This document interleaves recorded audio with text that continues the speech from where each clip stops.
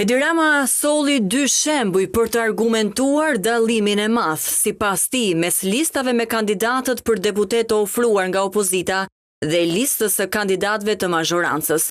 Kryeministri tha se skuadra kombëtare e socialistëve është e ndërtuar me emra që janë studiuar prej një viti brenda partisë, por edhe me shoqërinë. Këtu kam 2 shembuj. Neo Malsoria, Mariana.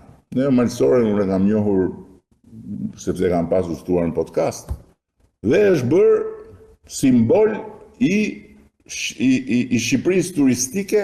Nëse Mariana do të ishte në listë në hapur, do ta kishte shumë të vështirë.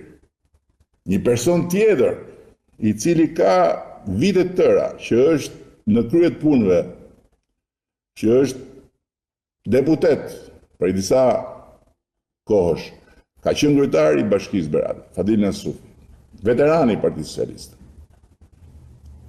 Ka shprehur gatishmërinë jo të jetë listë e hapur, po edhe të mos jetë fare dhe të punojë ku t'i kërkohet madje duke thënë që unë nëse duhem listë e hapur, futem listë e hapur, dhe nëse duhet punoj për dikë tjetër, punoj për dikë tjetër. Në mesnat u përmbyll afati i vendosur nga KQZ për dorëzimin e listave të kandidatëve, ndërsa ajo që ra në sy është se as deputetët aktual të Partisë Socialiste që u lanë jashtë listave apo që u përfshin te listat e hapura nuk shprehën pa kënaqësi për këtë vendim.